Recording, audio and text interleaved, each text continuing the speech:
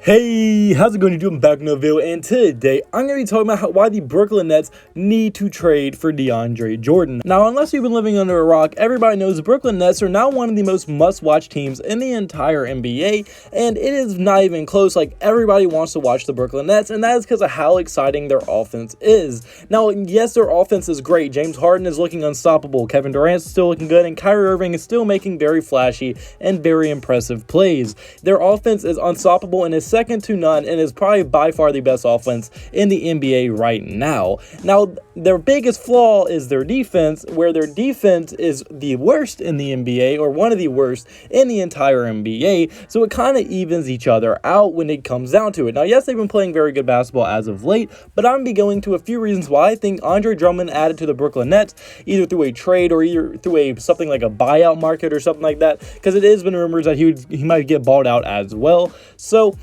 however they could get him, I'm getting to a few reasons of why I think Andre Drummond would make this team borderline unfair and pretty much a lock to win the NBA Finals. So I'm getting to all that in this video, and if you do like the video, hit the like button and subscribe button in the absolute world to me. Without further ado, without rambling too much, let's get right into this video. The first reason why I think that the Brooklyn Nets need to get Andre Drummond is because of how thin they are at the position. I mean, look at it. Outside DeAndre Jordan, who's been playing very good, he's going back to his Los Angeles Clippers days as of late. He has been huge for this team off the bench, and even starting in ways like he is really looking like a very good center in the last few games. Now, I don't think he can keep the consistency up throughout an entire season, but I mean, who am I to say that? Maybe he can. But I just don't think DeAndre Jordan at this age is any longer capable of consistently being as good as he's been for the past few games for an entire season. So I think getting Drummond would be huge. Now, the reason they are so thin at center, because at one point they really had a good amount of centers, or at least high quality centers, because they still had DeAndre Jordan and they had Jared Allen, and both of those complemented each other very, very well. So, I mean, they really didn't need a center until they made that trade for James Harden. And now, like I said, that trade for James Harden has paid off a ton because their offense is one of the best in the entire NBA. And at this point, let's be honest, offense beats defense any given day. If you're a very good offensive team going against a very good defensive team, well, that offensive team will most likely win 9 out of 10 times.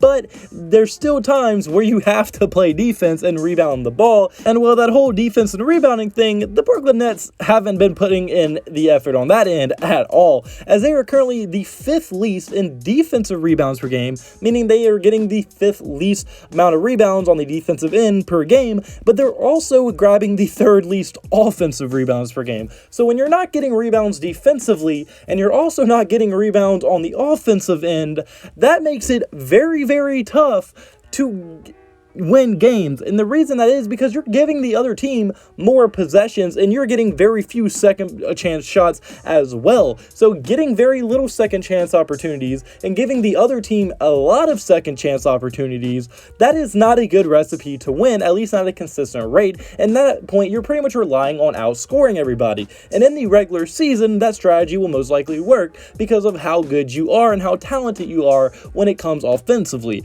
But once you get into a 7-game series where teams can now game plan around your offense, slow you down a little bit, beat you up down in the paint, can this really hold up? And I'm not sure if it can, if this rebounding the way they are right now, if that's really going to be able to be enough to help them win a finals. And I just don't think so, because I feel like people like Anthony Davis, Giannis, and Joel Embiid could really take advantage of this weakness that the Brooklyn Nets do have. And one team that would take advantage of it to the fullest extent would be the Philadelphia 76ers. Now, the reason I say this is because, one, Ben Simmons and Joel Embiid would eat that rebounding alive, and they would get so many second chance opportunities it wouldn't even be fair. And then also, they're just a very good offensive team as well, so they would be able to keep pace with you offensively. Maybe not keep pace, but at least try to keep up with you. But they could also slow you down defensively and get tons of second chance opportunities as well, and that team could give you huge problems in the playoffs. Now, I'm not a Philadelphia fan or anything, so don't think that's why I said that. I just think that would be a very bad matchup for the Brooklyn Nets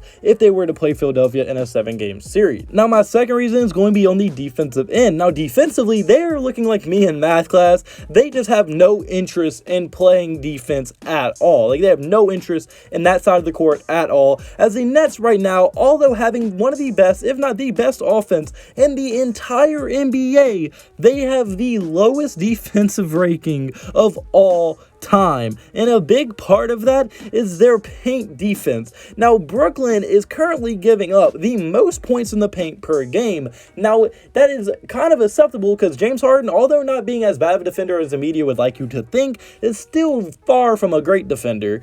Kevin Durant can be a great defender, but kind of chooses not to at this point. And Kyrie Irving has never been that great of a defender in his career. And DeAndre Jordan, although at one point was a great shot blocker, and he right now is playing pretty well for them, at this point in his career is just he's not that same guy that scares you when you're driving. So when you're giving up that many easy points in the paint, it is going to be very hard to stop people in general because you're giving up so much penetration. You're going to have to collapse your defense onto the penetration, and then they can kick it out on you and probably get an open three out of that. So they're either shooting a layup or a wide open three from the penetration, and that makes it very, very hard defensively if you're giving up that many points in the paint because of how much you have to worry about it.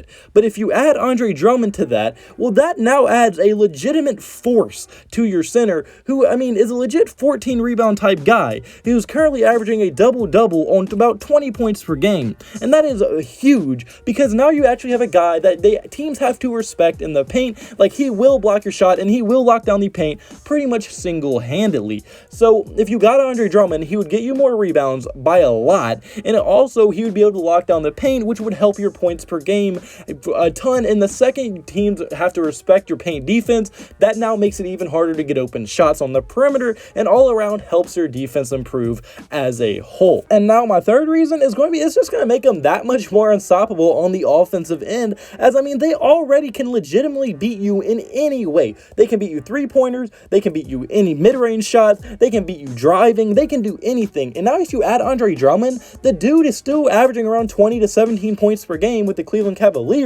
before he had to get benched because of the whole trade rumor thing. But he can still get you a good amount of points per game, and he can post up and be that back to the basket type of guy. And now that literally adds every single way that they can beat you, because now they can compete with you on the boards, they can post you up, they can beat you up inside, they can slash very good, they can still shoot the three very good, and they would be able to score from everywhere, and also their defense would be improved and their rebounding would be improved. So Andre Drummond would help their two biggest weaknesses and pretty much be able to hoist them up a ton by himself while still providing to one of their biggest strengths, which is the offensive end. So Andre Drummond would just help this team in so many ways, it would be ridiculous. Now, if you had to trade for him, you'd probably have to give up the injured Spencer Dinwiddie for next year and DeAndre Jordan and maybe even a few second-round picks or whatever picks you have left at this point, even though you got rid of pretty much all of them. You have a drought when it comes to picks. I'm sure they still have a lot of second-round picks that they would throw in, plus DeAndre Jordan and Spencer Dinwiddie, and maybe you would have a deal.